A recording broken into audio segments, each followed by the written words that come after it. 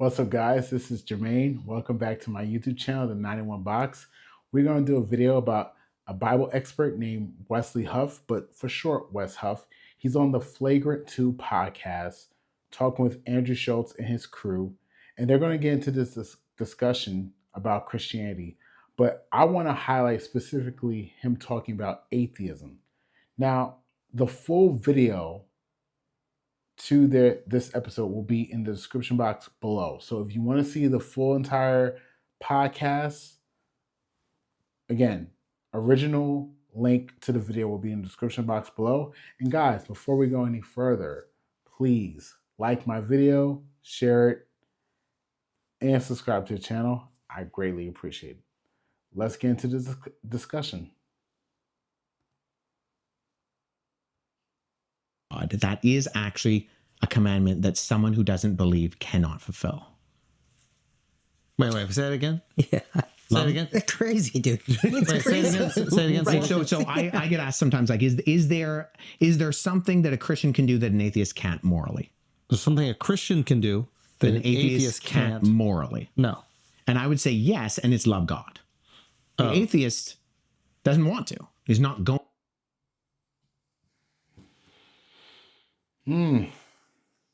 Some of you may agree, some of you may disagree. What the Christian can do is love God. The atheist can't. So they got into this topic about living a moral life.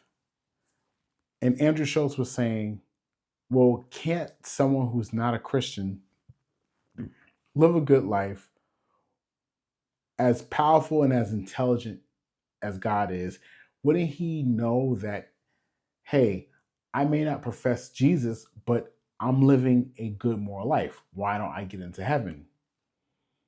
And the distinction that Wes Huff points out is that an atheist can't love God.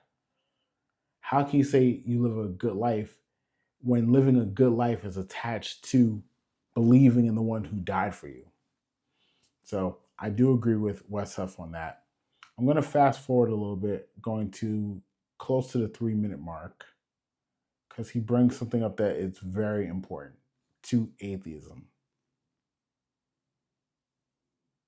In that way. However, the survival of the fittest doesn't actually give you a grounding standard for being moral, in the sense I agree that. So my friend Glenn Scrivener, who wrote a great book called The Air We Breathe, he describes it in this way. I mean, he's British, so he talks about trousers. But when we say the atheists, when we ask them, where do you get your morality from? Often the response I get is the people think I'm accusing them of not being moral. I'm not doing that. Yeah. Right. I think atheists can be moral because I think they're created in the image of God, and that's like outpouring from them.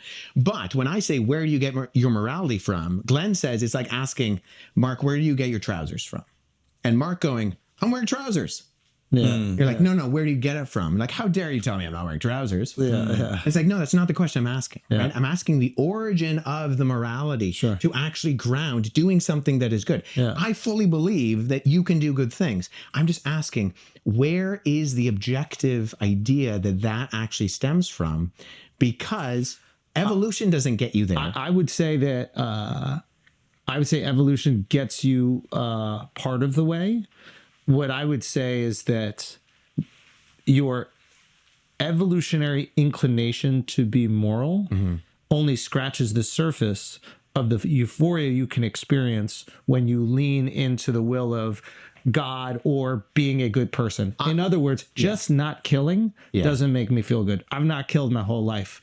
Helping my neighbor for no other reason than to just help him, and in the moment like feels annoying. I'm like, why am I going to go do this? Immediately afterwards, I'm like, man, I'm really glad that I did that. And like, I felt connected to that person, and they felt really grateful, and like, wow, I feel really, that act of altruism made me feel really good. Yeah. And this is what I would say would be walking closer to God. And I think Christianity and other religions give this really compelling argument for, hey, yes, you are doing these things, atheists. You're already doing these good things. You could even lean further into that and feel the fruit of that connectivity. I'm just saying, I think there are people who have realized this sometimes despite religion, in spite of religion, and sometimes without religion.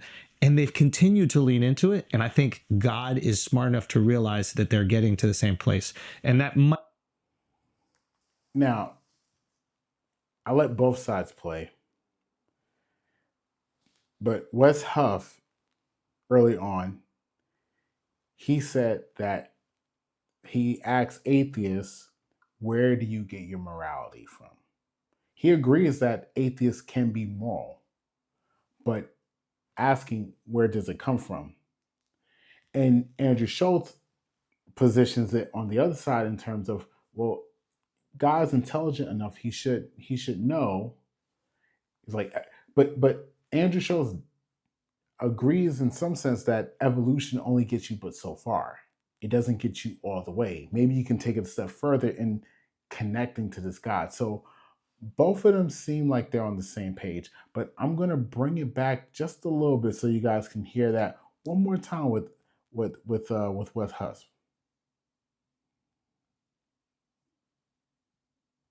I'm accusing them of not being moral. I'm not doing that. Yeah. Right. I think atheists can be moral because I think they're created in the image of God, and that's like outpouring from them. But when I say, where do you get your morality from? Glenn says it's like asking Mark, where do you get your trousers from? And Mark going, I'm wearing trousers. Yeah. You're like, no, where do you get it from? Like, how dare you tell me I'm not wearing trousers? Yeah. It's like, no, that's not the question I'm asking. Right? I'm asking the origin of the morality to actually ground doing something that is good. Right there.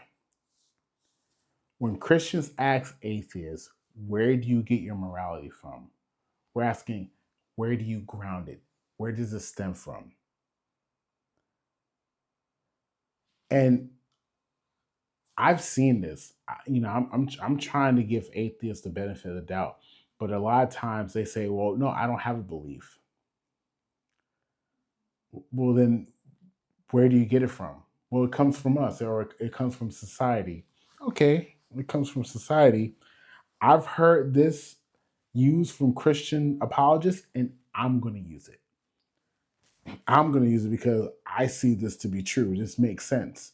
If morality only comes from society, then the Nazi German society was not wrong, because hey, it's their morality. If they wanted to kill a certain group of people, they can do it. Okay, because it comes from society. If it only ends at society, then that means any society could come up with their morals, and that would mean that whatever they say, whatever they want to do in society wouldn't be wrong. It's just a matter of opinion. But if there is someone, a being that is above us, higher than us, outside of our societies, then we can look to that being for the standard of goodness, of saying, hey, this is how you should live. So, yeah,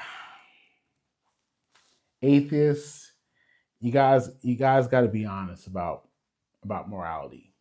Where does it come from? You guys have a worldview. You guys may say you don't. You guys may say you don't have a belief system, but we're gonna ask you, where's your morality from? It's like asking where the trousers are from. No, I'm wearing trousers. No, where you get it from? It comes from somewhere.